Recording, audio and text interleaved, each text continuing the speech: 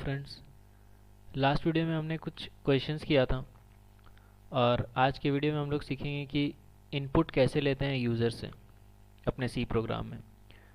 तो सबसे पहले जो अपना बेसिक सिंटैक्स हम लोग लिखते हैं उसको लिख लेते हैं। Hash include stdio.h hash include conio.h void main। ठीक है, हमने अपना बेसिक सिंटैक्स लिख लिया। अब हम लोग क्या लिखते थे यहाँ पे। अब देखो, मैं एक इंट टाइप का वेरिएबल बनाता हूँ a। ठीक है, लास्ट वीडियो तक हम लोग क्या कर रहे थे कि a में खुद से वैल्यू दे रहे थे, जैसे फॉर एग्जांपल 10 या फिर 12, कुछ भी वैल्यू दे रहे थे वो खुद से दे रहे थे।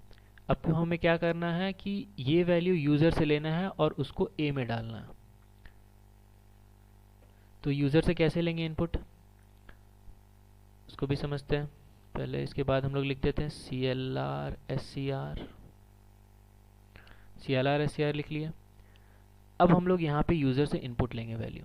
तो यूज़र से इनपुट लेने के लिए हम लोग scanf फंक्शन का यूज़ करते हैं। सी में scanf फंक्शन है तो उसके पास पैरेंथेसिस होगा। ठीक है, अब इसका सिंटैक्स क्या होता है। सबसे पहले हमें ये बताना होता है कि इसका फॉर्मेट स्पेसिफायर क्या है, मतलब ये किस फॉर्मेट का इनपुट लेगा अपने पास।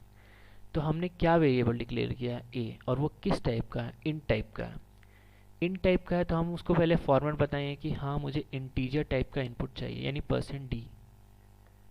ठीक है, उसके बाद कॉमा लिखते हैं, फिर लिखते हैं एड्रेस ऑफ %, या फिर एड्रेस ऑफ भी बोल सकते हैं a। एड्रेस ऑफ यानी इसके बारे में हम लोग पॉइंटर्स में पढ़ेंगे बहुत अच्छे से। ये थोड़ा सा लंबा टॉपिक होगा, इसलिए अभी इस पे नहीं जाते। अभी बस आप ये समझो कि हम ऐसे लिखते हैं एड्रेस ऑफ a, मतलब कहने का मतलब ये है कि जो भी यूज़र इनपुट करेगा उसको a के एड्रेस पे रख दीजिए। ठीक है, तो हमने क्या लिखा, scanf %d ये बताने के लिए कि किस तरह का इनपुट चाहिए, हमें इंटीजर चाहिए इस केस में, कॉमा %a यानी a के एड्रेस पे वो वैल्यू को रखता हूँ। इनपुट लेगा किससे, कीबोर्ड से लेगा scanf इनपुट। ठीक है, अब हमने इनपुट तो ले लिया। अब इनपुट लेंगे तो हमें प्रिंट भी कराना होगा उसके स्क्रीन पे। चलिए इसको प्रिंट भी करा देते हैं। प्रिंट के लिए हम लोग यूज़ करते थे printf डबल कोट्स में। अब हम लोग को इंटीजर टाइप का प्रिंट कराना है तो हम लोग %d यूज़ करते हैं इंटीजर टाइप के लिए, कॉमा देते हैं और वेरिएबल का नाम लिखते हैं सेमीकोलन। उसके बाद लिख देते हैं गेट ch। आप इन दोनों में कंफ्यूज मत करना, scanf में % यूज़ करते हैं और printf में % नहीं होता है। चलिए इसको कंपाइल करते हैं। सबसे पहले 0 एरर, रन करके देखते हैं। अब देखिए, अभी जो मैं आपको बोल रहा था कि यूज़र से इनपुट लेंगे, अब ये ब्लैक स्क्रीन पे scanf कुछ भी इनपुट लेने के लिए रेडी है। अब वो इनपुट मांग रहा है यूज़र से कि कुछ इनपुट दो। तो फॉर एग्जांपल इंट टाइप का था तो इंट टाइप का इनपुट देते हैं 10। अब 10 जैसे हमने लिखा तो जब तक मैं एंटर प्रेस नहीं करूँगा तब तक वो scanf रीड करेगा उस वैल्यू को। मतलब मैं उसको बढ़ा भी सकता हूँ, 102 भी कर सकता हूँ, या फिर 1 भी कर सकता हूँ, या फिर 12 भी कर सकता हूँ। जैसे मैं उसे एंटर प्रेस करूँगा वो scanf इनपुट लेना बंद कर देगा और नेक्स्ट लाइन में आ जाएगा हम लोग का प्रोग्राम। यानी नेक्स्ट लाइन में हमारा क्या है, printf।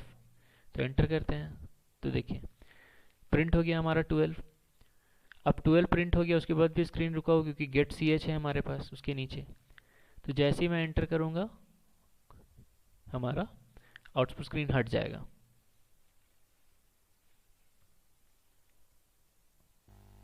अभी तक हम लोग क्या देख रहे थे कि जैसे ही हम रन कर रहे थे तो क्या हो रहा था कि हमारा ब्लैंक स्क्रीन आ रहा था और हमें लग रहा था कि अच्छा यहाँ पे क्या डालना है। तो हमें याद रखना पड़ रहा था, अच्छा हमने इंट लिया है तो हमें इंट डालना है यहाँ पे। जैसे 10 डाला तो फिर एंटर प्रेस किया, फिर 10 हुआ, फिर एंटर प्रेस किया, फिर यहाँ हुआ। तो ये थोड़ा रीडेबिलिटी इसका कम है, यानी कि जो यूज़र होगा वो जब आप प्रोग्राम रन होगा उसको समझ में नहीं आएगा कि वो ब्लैक स्क्रीन में करना क्या है। तो उसको बताने के लिए कि अच्छा ब्लैक स्क्रीन में आपको करना क्या है, हम लोग यहाँ पे एक काम कर सकते हैं, CLR SCR के बाद एक स्टेटमेंट डिस्प्ले करा सकते हैं जस्ट इनपुट के पहले कि यूज़र आप ये चीज़ एंटर करिए या फिर कुछ एंटर करिए, तो उससे यूज़र को पता चलेगा कि अच्छा मुझे कुछ एंटर करवाना है वहाँ पे। ठीक है, तो मान लो अब कोई स्ट्रिंग डिस्प्ले कराना, तो हम लोग उसके लिए क्या कर सकते हैं, printf यूज़ कर सकते हैं। हमने अपने फर्स्ट या सेकंड लेक्चर में देखा था कि डबल कोट्स के अंदर कुछ भी हम लोग लेटर्स लिखते हैं या फिर स्ट्रिंग लिखते हैं तो वो एज इट इज़ प्रिंट होता है। तो हम यहाँ पे लिख देते हैं एंटर अ इंटीजर वैल्यू और ये दे देते हैं। तो इससे होगा क्या, पहली बात तो सी में आप ये जान लो कि हर स्टेटमेंट जो एग्जीक्यूट होता है, हर स्टेटमेंट वो लाइन बाय लाइन होता है, यानी कि पहले ये लाइन एग्जीक्यूट होगा, फिर ये होगा, फिर ये होगा, फिर उसके बाद ये होगा, उसके बाद ये होगा, इस तरह से चलता है, यानी एक एक लाइन के बाद चलते रहता है। तो यहाँ पे जब आएगा तो सबसे पहले बोलेगा एंटर अ इंटीजर वैल्यू। ठीक है, इसको कंपाइल करके रन करके देखते हैं हम लोग क्या बोलना चाह रहे हैं।